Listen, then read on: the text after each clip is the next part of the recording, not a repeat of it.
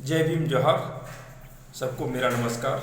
सबसे बड़ी खबर, ओबीसी ओबीसी से लड़ रहा है, मूल निवासी से लड़ रहा है। देखिए, भारतीय जनता पार्टी 2024 के चुनाव के लिए प्लानिंग तैयार कर रही है और वो पूरी तरह से डर रही है। बिहार में जिस तरह से नीतीश कुमार की सरकार बनी हुई है और राष्ट्रीय जनता दल तेजस्वी यादव जी उप मुख्यमंत्री बने हुए हैं। अब यहाँ इसको फोड़ने के लिए उपेंद्र कुशवाहा पर बीजेपी ने डेरा डाल दिया है। अब देखिए, नीतीश कुमार जी उपेंद्र कुशवाहा को साइडलाइन कर रहे हैं। अगर ये डैमेज कंट्रोल तेजस्वी यादव जी नहीं संभाले तो 2024 के लिए फिर खतरा साबित होगा। मूल निवासियों की सरकार हट जाएगी, गिर जाएगी। बीजेपी बड़ी साजिश चल रही है, इसलिए ओबीसी को, खासकर मूल निवासियों को आपस में एक चट्टी पर बैठ जाना चाहिए। अगर ऐसा नहीं हुआ तो बीजेपी अपने मंसूबे में कामयाब रहेगी।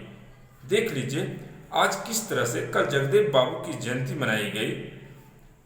उपेंद्र कुशवाहा अलग मना रहे थे, नीतीश कुमार अलग मना रहे थे और तेजस्वी यादव जी अलग मना रहे थे। खैर, पार्टी की बात थी, लेकिन जिस तरह से ये सब आपस में कलह एक दूसरे पर उठका पैचिक कर रहे हैं, ये कतई ओबीसी समाज के लिए ठीक नहीं है। ओबीसी से लड़ेगा तो निश्चित तौर पर ओबीसी ही टूटेगा, फटेगा, गिरेगा और इसका फायदा मनुवादी लोग ले लेंगे। और मनुवादी जब फायदा लेंगे तो फिर से मनुस्मृति लागू करेंगे। 2024 की प्लानिंग में भाजपा लगी हुई है, हमेशा चुनावी मूड में रहता है।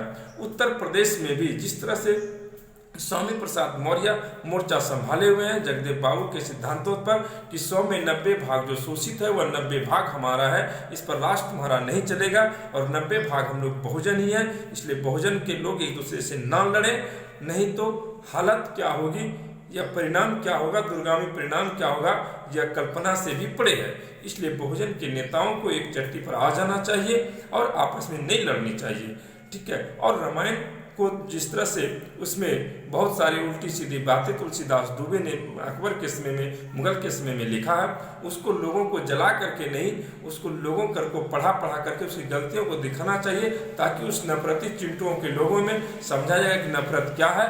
और तब धर्म ग्रंथ के बदले में मंडल कमीशन की रिपोर्ट और संविधान, जो भारत का मूल ग्रंथ है, इसको रखेगा, तब उनको समझ में आएगा कि उसके हक के लिए कौन काम कर रहा है। इसलिए संविधान बड़ा है, ओबीसी को आपस में नहीं लड़ना चाहिए जिस तरह से बिहार में हो रही है उठका पैची। चलिए देखते हैं आगे क्या होता है। आज यहीं तक।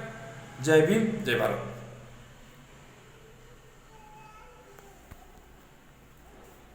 फिर वही देखिए।